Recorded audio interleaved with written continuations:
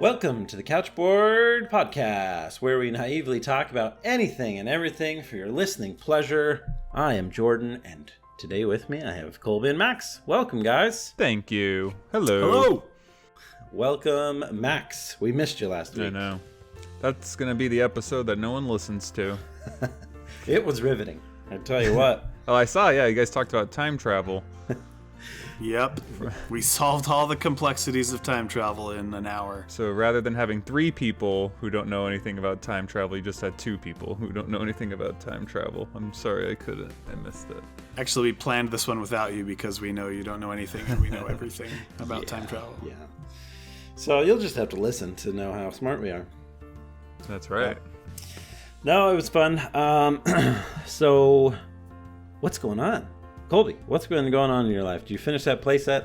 I put the swings up today, so the kids were on the swings literally all day. I just have to do the crow's nest and the roof, and then it's complete. But I only take like an hour in the evenings, and I've had family in town, so I've been kind of slacking on it. But nearly there. I think maybe 2 more evenings, and I'm done. Good. Very nice. Yeah. It's coming along. And I also fixed some folding closet doors, so bonus. Nice. Those are intense. Those are tough. Yeah. Those are tough. Especially when they're made out of crappy material. Yeah. That's cool. Yeah, had family in town, kind of hung out. That's been fun. Had some Handel's ice cream, which apparently is a local thing. I've never had it before, but it was I'm not a huge ice cream guy, but it was pretty good. Handles, huh? Blueberry cheesecake was pretty dope. That's what I was eating when I was in Carlsbad this last week, and there's always like a huge line out there. So. Oh, really? Mm-hmm. Huh. So I don't know where it started, but interesting. It's a I'd never heard of it before. Western States thing. I don't know. Although I've never heard of it. You got to go to Founding Flavors. Is that what it's called? Have you heard of that? Down in Orem, I guess. It is. Oh, I'll have to look it up. It's a fantastic ice cream place. Like all their flavors are based off of founding fathers and mothers, and it's pretty neat. It's delicious. It's the Brooker's Founding Flavors ice cream. Yeah, it's. Oh yeah, I'll have to check it out. It's out in Vineyard, I think. Yeah. That's it. Yeah. There's a great place in downtown Provo called Rockwell. It probably is new since you guys were there, but they hand make their own stuff. Super good. my favorite ice cream place, which it's more out east, not really, it's more like Midwest. Well, I don't know. It's like I think it started in Ohio. Jenny's, though. I love Jenny's ice cream. That just sounds so funny. I just think of Forrest Gump when I hear Jenny. I just think of that Flight of the Conchords song. Oh yeah, that's really. But my wife was actually listening to a podcast and they were interviewing Jenny, and I didn't know this, but it kind of makes sense. She was saying that her secret to making ice cream is, like, I guess a lot of ice cream places use like the same base, and then they just doctor it up with different flavors. But she makes like a unique base for every single ice cream flavor that she makes, which kudos to her, hats off to her. I mean, I think it's fantastic. Wow. And I've made ice cream a few times in the last couple of years, and it's always hard to get like the texture and like the consistency right. Like that's definitely an art form. So I salute people that make that their labor of love. Did you guys ever eat Sub-Zero up here? No. I think I've had it once. Interesting. The liquid nitrogen stuff. Yeah, it's interesting. The texture's really weird. It's like ice cream popcorn almost. Yeah. I don't think I would like that. I like the creaminess. Yeah. Well, the tried and true is Bluebell, of course. I love Bluebell. Yeah, I love Bluebell. It's like not the best, but it's the best. It's good value. You get a big old gallon. Of ice cream for grocery store quality. I mean, it's good, top notch. I think they use 15 or something % buttercream or something as like how they make and that's why it's creamier than your normal ice cream. But that Brooker's is like 17 or 18%. I don't know. It's more than Bluebell, and Bluebell is super creamy already. So the Brooker's is just that much more. So It's yummy. Interesting. Yeah. Yeah. So interesting. All right. Max, what's going on? I was in Carlsbad all last week. Enjoyed some nice, cool weather. I think I had the best donut of my life while I was out there. It was at a place called The Goods. Shout out to them, all of our millions of listeners. If any of you are out in Carlsbad, go check it out.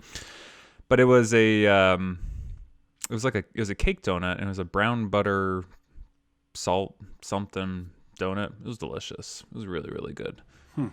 So I highly recommend it. For anyone who's out in Carlsbad, go check out that donut. It's delicious. Donuts are awesome. Yeah. What was it called? I think it was called The Goods. The Goods, huh? Yeah, it's like a cool little bakery. And they had a lot of good donuts in there. So. Did you guys ever see the movie The Goods? No, I don't even know what that is. Don Reddy? No. Moving on. It's funny. Will Ferrell has a quick cameo. They're like car salesmen, and they talk about how like the Lincoln assassination just became funny, so he has all these like Lincoln puns for their sales event, like our prices are going to sneak up behind you and blow your brains out, stuff like that. Anyway, moving on. Let's see what else. I finished a book called, I think I've mentioned it before. I was reading a book called Born to Run. It's pretty interesting. Book about running and a group of people who live out in Mexico that are just like run through like canyons and mountains and have been doing it for generations. So that was an interesting read. And I'm not doing it justice. It's pretty highly rated, and it's actually quite entertaining. So if anyone needs a good book to read, that one's a pretty good one. And since I finished that and I was on the beach all week last week, I started a new book. Have any of you guys heard or read Red Rising? I've heard of it. No. I'm reading that right now. It's interesting and it's pretty good. It's definitely has a lot of similarities to Hunger Games to me, but it's like set on Mars. So it's an interesting concept. There's some interesting ideas in there. And although I like to claim that I'm a sci-fi fan and I'm a sci-fi nerd, I'm also realizing as I read it that my taste in sci-fi is more something along the lines of like Star Wars versus, I don't know, like the world kind of feels like a little bit more like a Blade Runner type of sci-fi in this book. Like Blade Runner I think is actually really good. Yeah. And I don't know why. I mean, I tip my hat to people that like it. I just, for whatever reason, I'm not as interested in it. But so anyways, I'm like 100 pages into that. It's been a pretty good read so far. Speaking of the Hunger Games, I think she released a new book in the Hunger Games series? Yeah, my wife read it. She said it's pretty good. Really?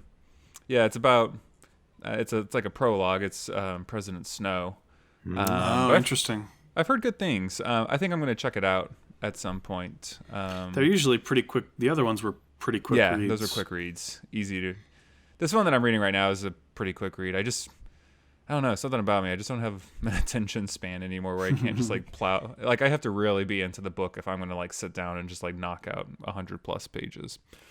And then last update. So Donkey Kong Country was released on the Switch last week on like the Super Nintendo Virtual Console thing, which I booted up and beat in like 2 sittings. It only takes like 2.5 hours to beat that game. I didn't realize how quick it goes by. Yeah, but it's a fun one. But it's also I love the soundtrack to the game. I love like the environment and everything. But like some of the platforming there were just some parts that were like a little frustrating. Whereas like you can't, like I feel like sometimes it was hard because you couldn't really see what was coming next, and you had like very little time to react or make a decision. Which I guess that's platforming in a nutshell, but I didn't really remember that about the game. But yeah, Donkey Kong Country is a classic, so I enjoyed it. Yep, I'm on Winky's Walkways or whatever it is. Which one is that? It's like the first like underground mine level. I only played for like 10 minutes. Yeah, I was just like, yeah, you just start knocking out those levels pretty fast, but Yeah, good old Donkey Kong Country. I think I like Donkey Kong Country 2 more than I like the original. So I hope they release that one soon. I never had 2, but I was a big original fan. I didn't have it either. I had to like rent it and try and plow through it as much as I could. Those were the good old days, you know, when like you'd rent a game and there'd be like some random person saves like sitting on the cartridge, and like sometimes you'd like go boot up their saves and like see how far they got into the game. How times have changed. Yep. Good stuff. Let's see. So my wife and I, we've been watching a number of things, but we keep throwing Seinfeld back in, and we watched the Note episode, which is just a classic where George and Elaine go get massages under the dentist doctor Note. And so it's a great one. just George getting that massage from the guy Raymond. That's the name. Yes. I'm glad you remember his name. It makes it's perfect. And that, and as well as Jerry and his massage where he talks about the kidnapping and stuff. Oh, I forgot about Jerry's massage. Yeah, it's so hilarious. So I love in that one.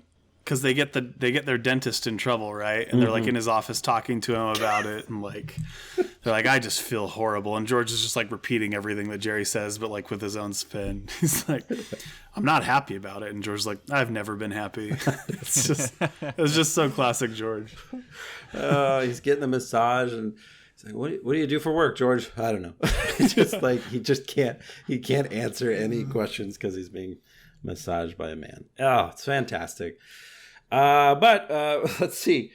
You know, we had 2 episodes ago, I guess, was our Last of Us discussion, and I just, Max really, really got me into it. So I went and I watched PewDiePie's playthrough of the game, and I've come away with a controversial take that I despise Ellie. I think she's a loser, and Abby is by far the better character. So you haven't seen the original, exactly. Yeah, I don't have the connection from the original, but the second one, it definitely. I mean, I can understand how people might.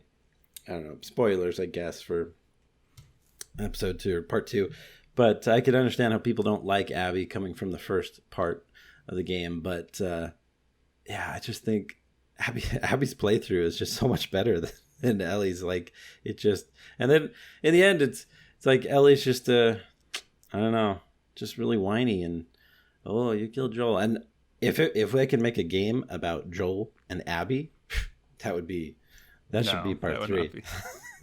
That would be a fantastic game right there. But no, that was it seemed like a fun game.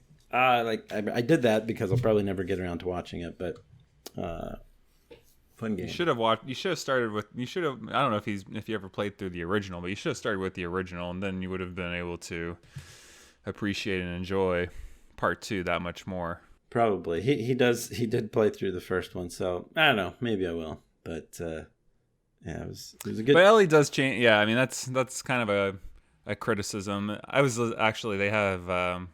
An official Last of Us podcast, and I didn't really think about it much, but yeah, they really kind of depart a lot from Ellie's character in the original, and she goes down like this darker path, and I didn't really think about that much while I was playing. I was like, yeah, she really kind of did like a total 180 and isn't really much of the character she was in the original. But I think, again, spoilers at the end of the second one, that's one thing to be happy about when she doesn't kill Abby, is she kind of like retained some of her humanity, and you can hope that she gets back to who she is instead of like the brooding just revenge all she wants is revenge, and which that's all I wanted too, like I mean we went through this already. I mean, when Joel died, I was like, oh my goodness, like send me out in this game and let me find Abby. But then every one of Abby's friends gets murdered basically because of Ellie and Tommy, and it's just I don't know, you never fully see each other's points of view, I mean, you do as the audience, but the characters. Yeah, they don't. Well, that was like something that was like interesting where like when Ellie and Abby first confront each other, like Ellie's like, "Oh, like I'm the cure, like I'm the reason," like oh, like, and Abby just like doesn't even care about that. Like she just only wanted like revenge. Like says like nothing about that, has no interest in that. So yeah, and who knows? I mean, I don't know if it fully clicked with her that moment, or if she was just blinded by hatred and revenge. But I don't know. I don't know either. Well, what I'm really interested in seeing is how the HBO series turns out. I think it'll be interesting to see like how closely they follow the story from the games, like where they deviate. I don't know. I'm curious to see how that.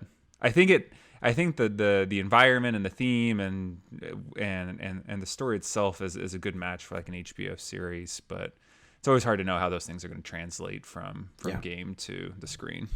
Yep, for sure. And last but not least, we also watched Hamilton. Hamilton just recently debuted on Disney Plus a couple weeks ago, and so we watched that, and that's what we're going to be talking about today. So let's jump right into it. Today, we're coming at you all about musicals, and we are all diehard musical lovers, the three of us. I don't know. But I think that it's fun. I think it's a fun topic to jump into a little bit. So let's go ahead and do that. So have either of you seen the Hamilton? Not the Hamilton, but Hamilton? I have. The Disney Plus version, yep. Fantastic. Maxwell? I have not seen it yet. What a rube. This is I'm uncultured. I'm too cool for school. I'm a contrarian. I don't just do things because people say I need to. No, we just haven't had the time to sit down and watch it yet. But it's definitely on the watch list. I also felt like a little conflicted because I really wanted to see the music. Like I wanted to see it in person. I was like, oh, will this kind of ruin my experience if I watch the movie version? But it seems that everyone is liking the movie version so much that there's no reason why not. But yeah, that is a tricky part to it. You know, do you see it and then go see the play, the musical on Broadway? Will that ruin it?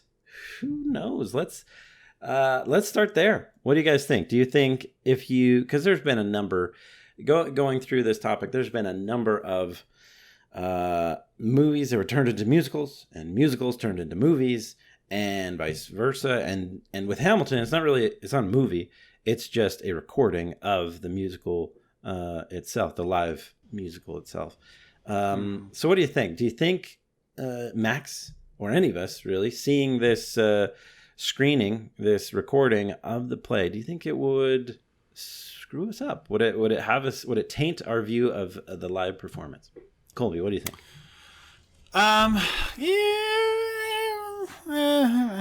Maybe. I don't know. I think it's hard to tell. Like if you were going to see the original cast, maybe it would. But odds are you're not going to see the original cast of Hamilton anymore in the theater. Yeah. So in that sense, I don't think it would, because the cast is going to be pretty significantly different. Yeah. But I don't think so, especially because it's just a live taping. Like if it was a movie version, maybe like, they're making the movie version of In the Heights, and that's like a movie, not just like a recording of the stage production. Yeah. So I think seeing the recording of the stage production probably isn't that bad. Doesn't probably ruin it for you. Whereas maybe a movie might. I don't know. It's a tough call. Yeah. I was going to say, I kind of take the opposite stance that I think if they change it enough, where it's not like an actual recording of the musical itself, then it's like, it's not really tainting your experience to me. Like it's different enough where you watch it. And if you were to go watch the actual play later, you haven't really seen anything before. You haven't really seen that exact production yet. Whereas this one's a little bit different. And again, I don't know if it really matters at the end of the day. I mean, if I had my own choice, like I think I would always choose to see like the original like in the theater before watching like a taped recording of it. But in today's world, where I mean, heaven knows when that opportunity will ever come up again, where you can watch a live play like that. I'm kind of at the point where I'm just like, whatever. I'm just gonna watch this thing. Yeah. Yeah, and it's nice, because it's nice that it came out now because, I mean, it's been out for a number of years. I want to say 2015, maybe even 2014. I don't know. It's been out for maybe 5 years. So it's been out a while, and it's nice given that nobody can go to theaters right now. It's nice to be able to see it. It's different. It's definitely different. Like if you're looking at like a Les Mis, like, that's been done a few times in movie form. If you watch that, like Max said this, if you watch that, you can go watch the play version, no problem, right? Like I think that they're telling the same story. It might be singing the same music, but they're very different formats, and you're going to get a different take on the story. I don't think that's an issue. But what was interesting about watching Hamilton was you're watching the production by way of cameras on booms, probably floating over the audience and stuff, or just zooming in. And so it was a little different. Like I love the play. I loved it. I thought Hamilton, it was great, and it'll probably be one of my top musicals. But it was different because a lot of times I was a little distracted with, I thought George Washington did a great job, but I was like, wow, he's really sweating, because like there's a lot of close-up shots, or wow, you can see their microphones. Like some people had the microphones on the side of their face, on the cheek, and some had it fished through their hair, and like it would pop through on their forehead. Yeah, and you're like, wow, that's weird. That's a big black dot, or it's coming on their forehead, So like the part like that really stood out to me was King George, who was phenomenal. In this version, but like there's one part where he's like so intense that he like actually spits while he's singing. Yeah, and it kind of stays on his face. Yeah, and those are the the ridiculous things to get concerned about. But then there are times where maybe it's a solo, and maybe there's some other backup dancers and things, but the camera just zooms in tight for that one person singing when there's a lot of other stuff going on, and you're like, well, I want to see the whole stage. Like, can you back up a little bit? And you get the same thing with sports sometimes, where it's like, I want a different camera angle here because I'm not seeing what I want to see. Like, that guy broke his leg in 3 pieces, and I want to look at that. And you're not showing, so it's a little different experience that way. Like, I would have no problem going and seeing it live after seeing the recording, but different things stand out to you, and you just... This is probably the last thing I'll say on it, on the recording versus live. But, in theater, they always have to, really do up the makeup a lot. And I mean, this play, they didn't really do that too much besides maybe King George. But, they accentuate all of the, the lines on your eyes and stuff. Like they really play up the makeup because they know there's people way in the back that can barely see your expressions. And so, there's those things that they want to really stand out. But kind of going back to the sweat or the microphones, like, when that's up close in front of you, it's just not as, it takes you out of the experience for a moment because you're like, you can see past the filter, so to speak, of being 30 feet back, if that makes any sense. Yep. So I can see where it goes. But overall, the musical was fantastic. I really liked it. Any other thoughts about Hamilton? It's dope. Watch it. It was good. It was good. Real good. Maybe it won't be so expensive now. Like we were in... I did an internship in New York a couple of years ago, and even at this point, like Hamilton... I guess Hamilton had probably only been out for like a year at this point, and we would enter the lottery every single day to try and get tickets, and never, obviously, I mean, everyone is entering in the lottery every single day, so the chances were zero. But I would also like constantly be looking at pricing, and you were talking about spending several $100s per ticket for a pretty lame seat. I mean, it was just outrageously expensive. And then even when I was living in Texas a little while ago, like they went rolling through. But there's a lot of money in Texas, and when Hamilton hasn't been there before, like everyone and anyone is willing to pay whatever they want to pay to go watch it. So I didn't feel like it was any cheaper to go watch it in Texas than the pricing that I was seeing in New York. So anyways, hopefully this will take some of the momentum out of their pricing, and the average Joe like me can go watch it. Yeah. Mm-hmm. Yep. Mm-hmm. For sure. Well, let's take a step back and I don't know. What are kind of your guys' backgrounds when it comes to musicals? Are you into them, or not really, not so much, or where are you at? How about Max? So yeah, I mean, I like musicals. I don't know. I never like participated in a musical in like theater growing up. I did a couple theater classes in middle school and high school, but never did like an actual musical. My family was big into Les Mis, so I think that was really the only musical I had seen with like my family as a kid growing up was Les Mis. But that summer that we were in New York, we watched a ton of musicals. We saw Cats, which is horrific and terrible. I mean, I just can't recommend. The movie version? No, we saw the play, and we got like discount tickets. Like it was like filthy cheap. Like we had only been in New York for a week, and we got. I don't think I don't think it's that uncommon to get selected off of like this lottery to buy these cheap tickets, because I'm sure like not that many people want to see it. And they had like recently redone like the play and everything, but it's Cats. I mean, there's only so much you can do with it. It's one of the top 10 highest grossing musicals of all time. I mean, I think it's been on like Broadway forever.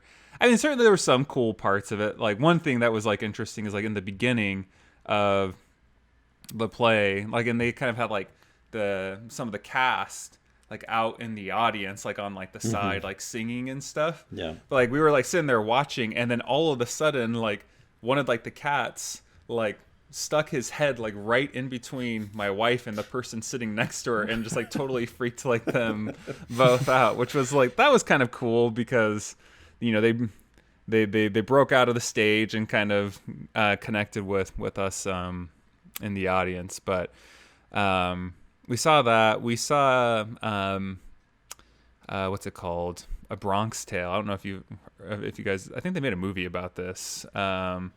But that one. Speaking of spitting, I mean, they were spitting all over the place. I was like so great. And I guess this is like a thing. I don't know. I'm not super cultured on musicals, but apparently, like, I was like, who would want to spend the money to be in the front row and just be showered in spit the entire? I mean, we're not talking about like a couple. They were. It's like almost like they were trying to spit everywhere. It's like a Bugs Bunny cartoon. Yeah. But we also saw that summer. We saw and the good ones that we saw. And we actually I had to travel to London, and we got to see Les Mis, because Les Mis actually isn't on Broadway anymore. But Les Mis, that's probably my favorite musical. I think it's outstanding. I can't say enough good things about it. And then we saw Lion King, which is just another phenomenal.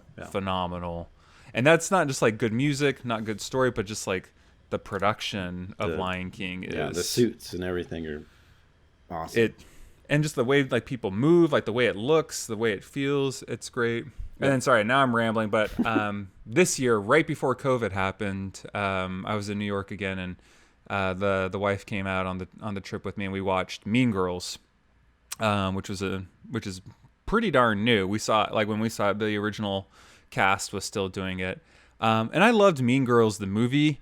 I don't know if I would recommend Mean Girls the musical, because the music wasn't that great, and it's like, if the music isn't great, then why am I watching this thing? Like, I can just go watch the movie, which is great. I mean, there was a couple good songs, but I mean, to cough up, over $100 per ticket to watch a musical, it was like, whatever. So anyways, that's me rambling about my exposure to musicals. Colby? Yeah, I've never really understood that, like moving out. Like, I'm sure it's good, but if I want to listen to those songs, I'm just going to go listen to Billy Joel, right? I don't know. I think those are kind of silly. I love musicals. I grew up on musicals. We always were listening to musicals as a family. My uncle and my aunt are both very vocally gifted, and my uncle did a lot of musical theater that I got to see growing up, so that was fun. My grandpa was an accomplished singer as well, and so yeah, I love musicals. Grew up listening to them. I haven't seen very many live, but I've listened to a ton of them all the way through. So I'm a big fan. Yep. Yeah, I think when I was younger, we would always listen to them, like driving around. Like that's what my dad really liked to listen to. Like Phantom of the Opera was a big one, and that was fun just because like the music in that had times where it got like aggressive and like was exciting and things. It wasn't just classic musical music or operatic music, so that was always fun. And they loved Cats too. They saw Cats. My parents saw Cats. I didn't see it, but Unforgivable. yeah. So there's a reason that movie tanked so bad. I mean, there's just nothing that you can do to make that. I think there's, and I need someone to explain what it's all about, because it doesn't make any sense to me. It doesn't make a lot. I've listened to the whole thing through. It doesn't make a lot of sense. Yeah. Memory's a great song, it is, but maybe the only highlight. Yeah.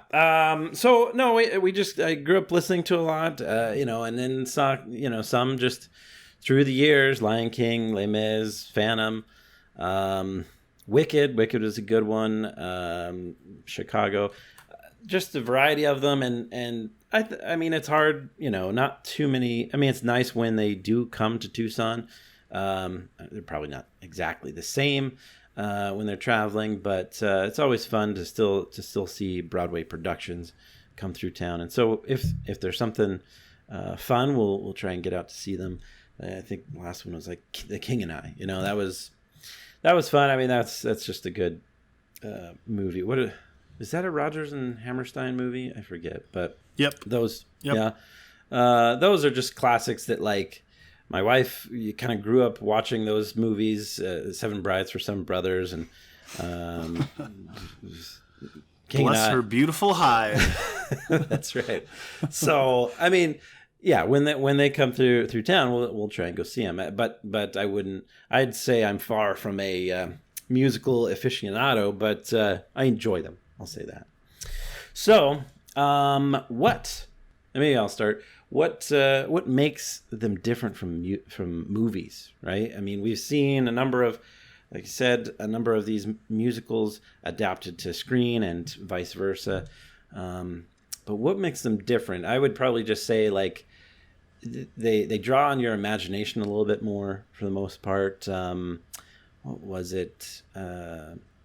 Just like in Phantom of the Opera, that's a good one. Like, there's a big moment where, like, the chandelier drops, like the Phantom makes the chandelier crash, and usually it's pre-hung up in the back of the theater, and so, like, it comes down and it's realistic, and, like, you're in it because you see it coming and swinging over top of you and things like that. So it brings you into the story itself a little bit, especially like with the cats being right next to you. Like, I think that's really fun, the way that they can get in and start to interact with the audience, especially like with the jokes and stuff. Like, it's nice to be live and right there. Whereas with movies, I feel like it's generally more about what the production is. Like, you're never going to see a real movie where people are just on one soundstage, recording a musical.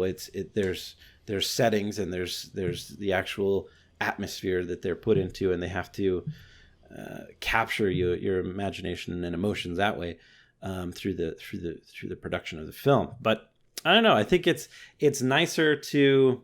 It's just different being there and live with the actors, and I think there's pros and cons to both, but usually when it comes to musicals, I like to go watch them. I don't really prefer sitting down and watching a movie. What do you guys think?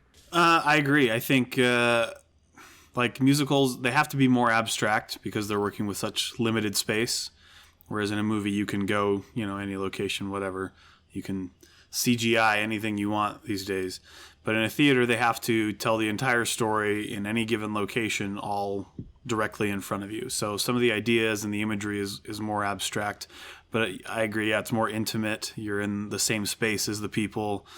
They're kind of playing off the audience's reaction more. And so it just feels kind of intimate. And the fact that, this version of this production, what they do, how they play to this specific audience, that's unique to that telling of the story. It's never going to be exactly the same, even from night to night. So I think that's kind of cool. And I think, I don't know this is true of all musicals, obviously not true of all musicals, but I think they work really well for telling stories that take place across a really long timeline. That take a really long, like a lifetime of someone's story. Whereas movies typically don't take that long because of the realism they're showing, not quite in real time, but closer to real time. And so I think that goes with that abstract nature of theater, which kind of makes it special and unique.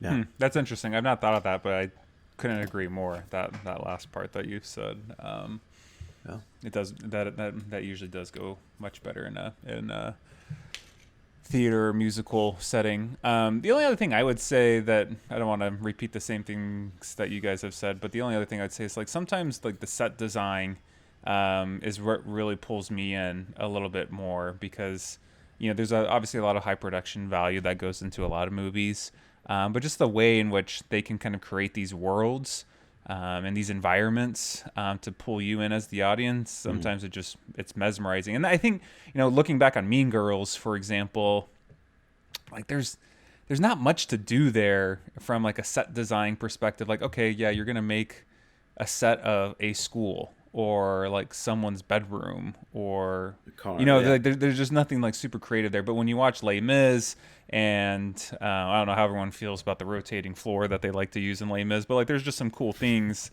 that they're able to do to kind of manipulate the set and kind of manipulate the action. I'm thinking of, for example, in Les Mis, when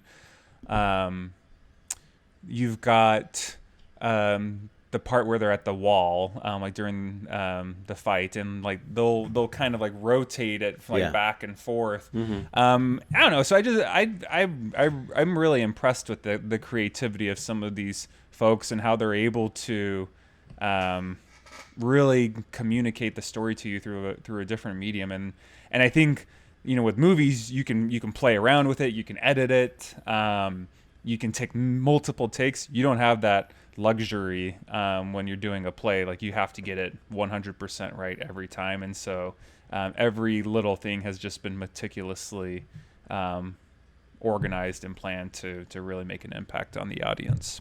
Yeah, for sure. I mean, it is interesting in that they're cutting back and forth.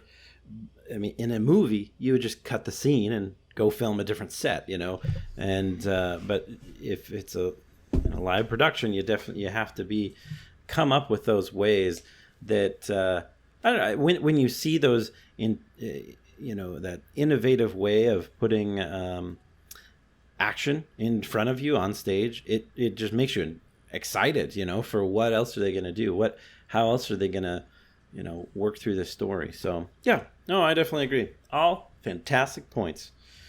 See, we are musical buffs, aren't we? Yeah, we got the insights. We have opinions. Yeah. Yeah. Again, we're naively talking about things over here. Nah.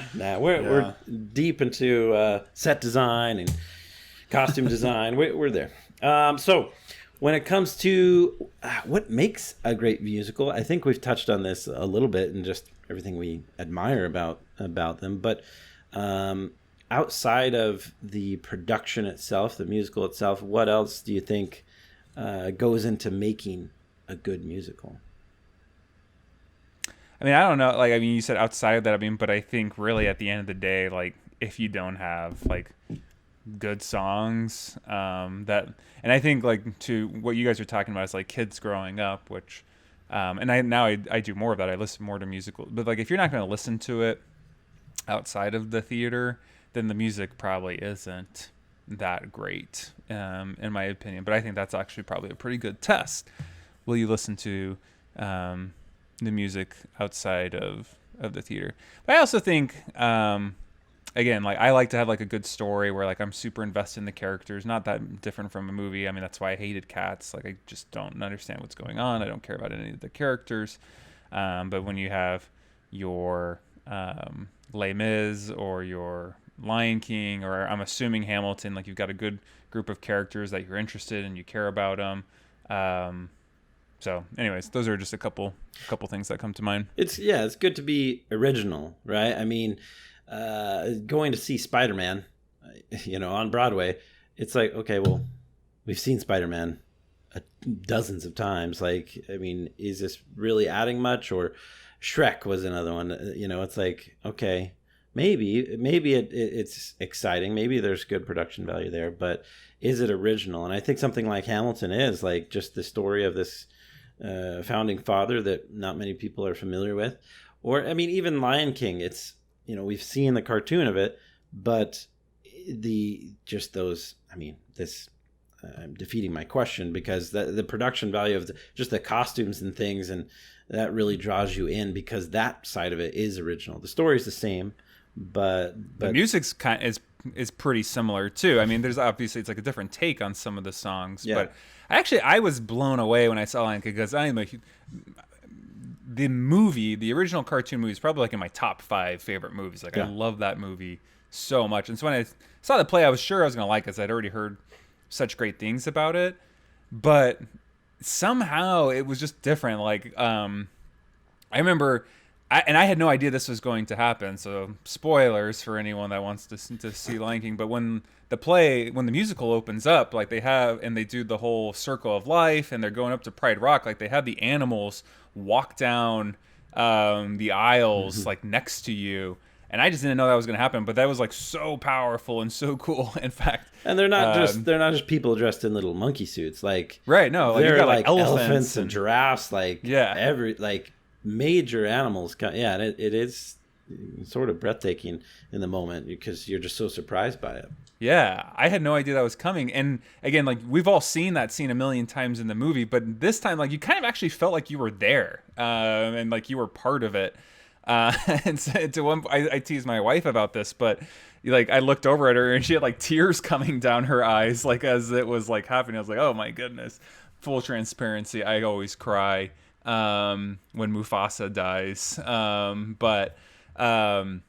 Yeah, it's just, again, that's just like a powerful way to pull you into it that you just can't achieve like you would in a movie. Just fun fact, Lion King, highest grossing musical of all time worldwide.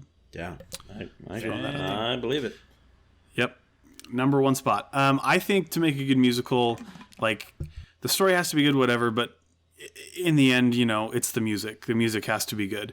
And this is kind of more an opinion question, so this is kind of my opinion, is the music has to be good. The story has to be good too, but I think it's secondary to the music. Because, it's a musical. The majority of the storytelling is done through the music. And it also helps to have a good cast.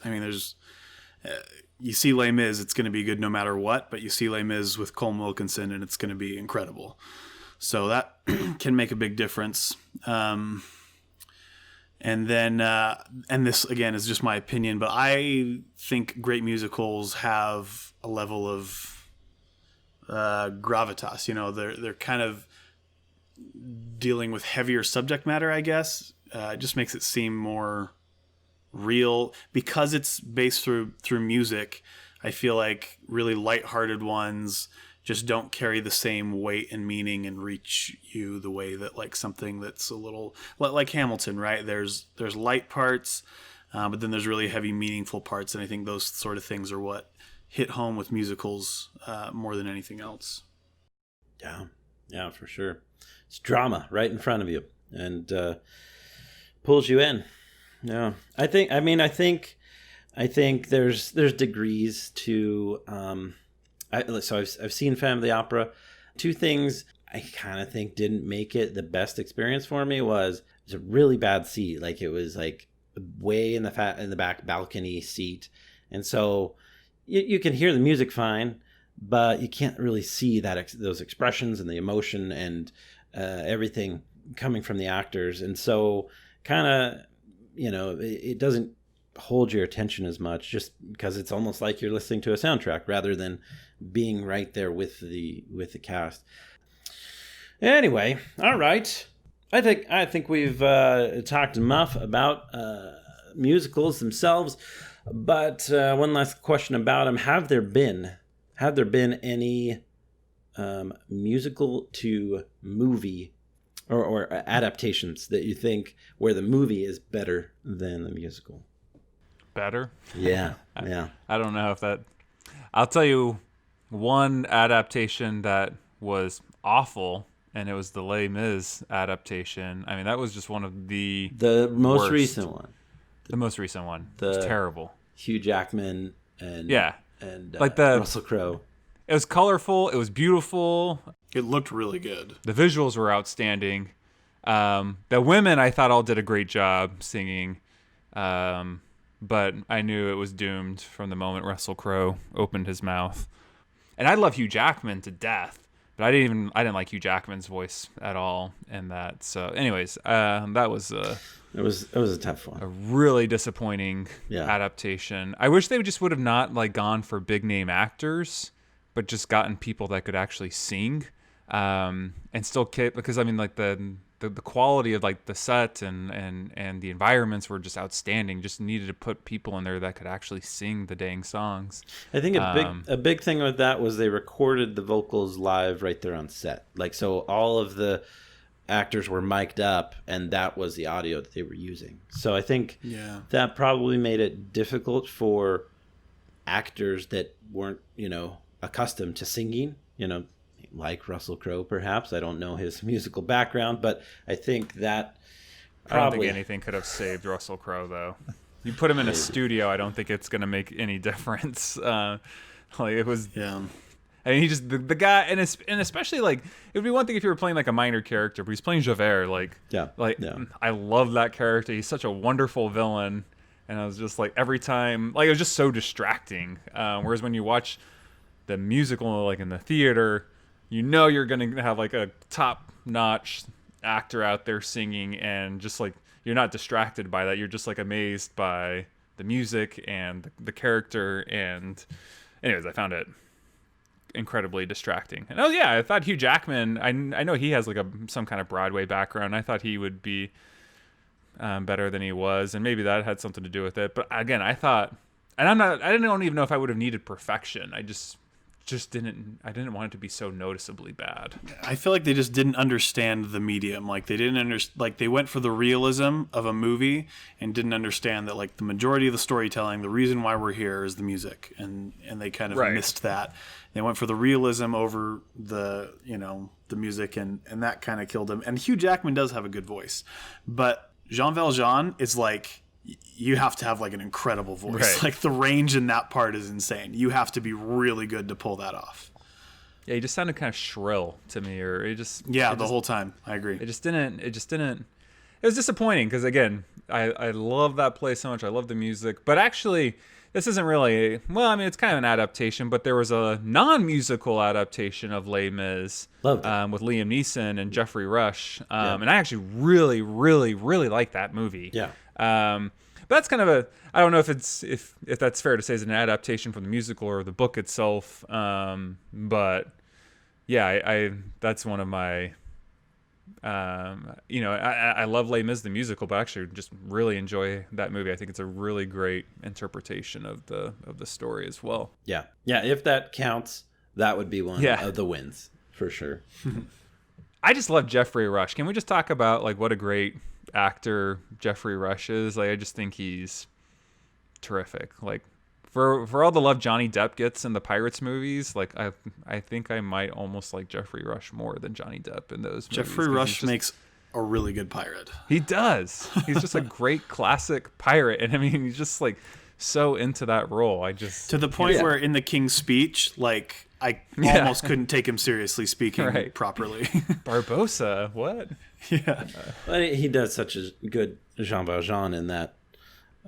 Javert, yeah. That I mean, he's just so by the book and so out to get Jean Valjean that he makes you hate him so much. And yeah, so great. I think what you also get in that movie that sometimes might be hard to pick up in the musical is just how miserable Javert is, and I think that was one thing I really liked about Jeffrey Rush's performance. It's just like, dude, this guy is just like by the book, and he can't help it. Like, he just has to do it, and it's like making him miserable all at the same time. I don't know.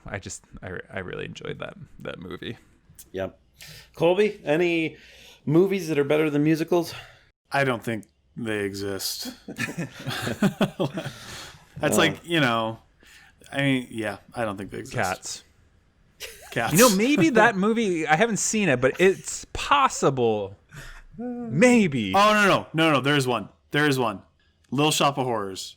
Oh, yeah. Because Rick Moranis and Steve Martin. It's fantastic. It's fantastic. Yeah.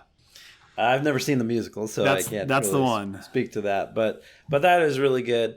Ones I was thinking of were Newsies. Newsies is good with Christian Bale.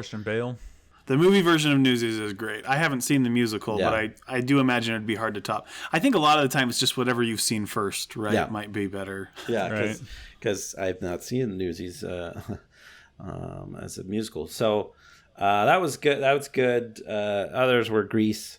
It's a good one. I don't know. Not much to say about it, but it's good. So yeah, I think for the most part, it's like the book. Like the book is always going to be better than the movie, and look, you can't. When comparing the two, it's difficult to. They're just different, right? It's difficult to really compare apples to apples because they are pretty different mediums, and so you look at them differently through different eyes. You say the book is always better than the movie, but I have found a case where that is not true. Are you ready? It's Jurassic Park. I firmly believe the movie is better than the book. I disagree. Maybe Lost World book. Well, no. What? The movie was really bad. Lost World. Good. I hope the book is better. like orders of magnitude better than the movie of The Lost World. That's tough. I will say Jurassic Park lives up to the book, maybe better than most book adaptations, but I don't know that it's better. I read the book a few years ago. I don't know how long it's been for you guys, but I read it like semi-recently, and it just felt like you're going from one... I don't know. It kind of got silly to a point to me where it's just like one like thing to another thing to another thing. Like there's just always like constantly like some kind of like ridiculous weird problem, which kind of does happen in the movie as well. But I just felt like the movie chopped out a lot of parts from the book, and I felt like it just flowed a little bit better. So I haven't read it since high school. Yeah, it's been a while. Reread it then, and then should. tell me I'm wrong. I also think even though there was a lot different, especially about the first one, I thought the Bourne movies kind of lived up to the books. I haven't read those books, so can't comment. Thought you were saying there was a musical about the Bourne Identity. No. Sorry, we're getting off topic. He says he's shooting people, and how he doesn't remember who he is. Let's do it, guys. That is what we're gonna do. Let's quit the podcast. Sorry to all of our millions of listeners out there. We've got to repurpose this time to get creative and make a Bourne Identity musical. Starring Matt Damon. Starring Matt Damon. He'll want to do it. Just think about the inner conflict and the turmoil of not knowing who you are. Man. He can take voice lessons. That'd be great. So, in looking into musicals a little bit more, speaking of musical movies, A Star is Born. Did you guys know this recent one with Lady Gaga is the 4th time this has been redone as a movie? I knew it had been redone a couple of times. I think I thought it was like the 3rd time. I don't think I knew it was 4th. Starting in 1937. Pretty insane. I thought it was completely original, and it was a terrible movie now. Terrible. No. Okay. Last fun question. Every TV series for some reason. I don't like the fad of it, but they always think they have to have a musical episode thrown in one of their seasons. Any memorable ones for you? This is a trick. I mean, I know it's hard to think of them. that's what I was gonna say. I know there's some that I like love, but I cannot think of them off the can't- top of my head. Seinfeld doesn't have one. No. they don't. They do. Seinfeld's my fave. Did The Office have a musical? Community Yeah, did. well, no, but The Office has the one cold open where they do like the where they're all song. like lip syncing or whatever. And then there's the episode where Andy's in a musical, which kind of counts, I guess. But those Yeah. are it. Did Friends have one? I don't know. All right, Jordan, I'm crushing your assertion that every Look it up. Like I'm Look- sure The Simpsons has one. I'm sure but I can't remember. I think South Park has several, but I don't know. I can't remember anything specific off the top of my head from really any show. I don't even remember the Community one, and I just watched Community. I wonder if I even finished the show Community. Have we done a sitcom episode yet? No. TV show. We should do it. We did TV shows, but not sitcoms specifically. Hang on. There's a giant list. All right. Bob's Burgers has a lot of music in it. And I love Bob's That's true. Burgers. I But do love that's Bob's Burgers, too. that's a little different. TV series that are no, this isn't it. I came across a list. There's probably 20. Here we go. Hold on. You're gonna start recognizing them. Glee, that doesn't count. That doesn't count. Father Ted, who cares? Ally McBeal, Buffy the Vampire Slayer, Oz, That 70s Show, Scrubs, Pushing Daisies, 30 Rock. It's Always Sunny in Philadelphia. That one I was going to say. The Night Man Cometh, that episode is hilarious. It's not, they put on a musical. It's not that the whole episode is a musical. But they put on and produce this musical, which is hilarious. Fringe, How I Met Your Mother, The Office, they're saying. How I Met Your Mother. I watched that show. I don't remember there being a musical episode in it. Community, Grey's Anatomy, Psych, Flash Girl, I vaguely remember the Psych one. There's I think I lots. liked it.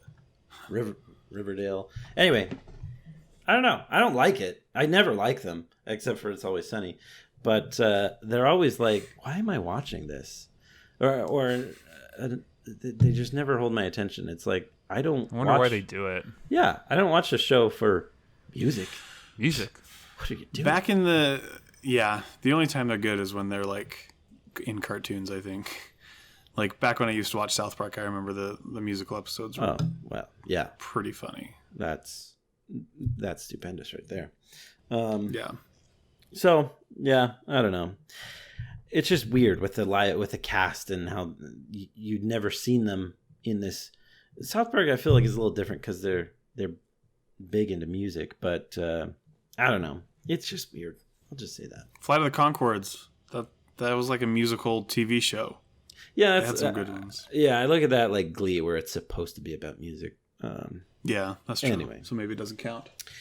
It does not, Colby. It doesn't fit. All right. Well, that about does it. Any other last thoughts on musicals? Anything that we missed?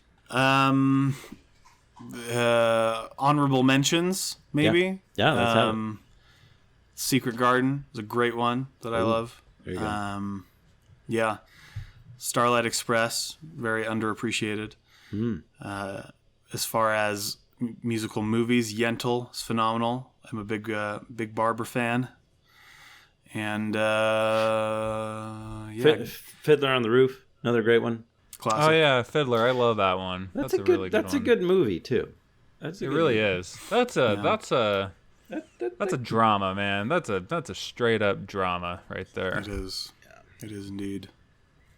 Yeah, that's a good one. Anyway, can't think of any others. There's plenty, and that's why it's so hard because there are so many. Especially if you're living in New York. I mean, there's like 50 theaters or some crazy amount. So it's like there's tons of shows that you've never heard of that are also pretty big as well. So there's plenty out there. Definitely encourage our cultured audience to get out there and see some musicals and enrich your life. But I think that's all we have to say on the subject. So, thank you, and please subscribe, rate, and review. Get out there. iTunes is the only one that lets you subscribe and leave a description, a comment as far as why you like our show. So get out there, leave your comment, rate us as many stars as you possibly can, and let us know what else you want to hear about. So you can find us anywhere podcasts are distributed, and let us know on Twitter, Instagram, Facebook. You can find us all at The Couchboard, or email us at thecouchboard@gmail.com. Let us know what you want us to talk about next, and we'll be happy to do so because we're pretty much experts on everything. So let us and have you it. can be the first person to ask a question. I mean, it's mind-blowing of millions of listeners out there that are tuning in every week and watching our show. No questions. I got to check the spam folder. I mean, like, it got Yeah, maybe that's where it's a... I was gonna say, I think it's just that we're covering every topic so well Yeah, that they just- there's no comments left to make. Yeah. adding a remark would just take away from the beauty of our Exactly. art. So The perfection. but if you do want to be the first brave soul to have your question read out to the millions that are listening to our show, email us, and we would love to hear from you. We'll make it anonymous if you want to, or don't. Hey, whatever you want to do. We're here to please you. All right. That is all for tonight. Thank you very much for tuning in. Have a good night. Good night. Bye.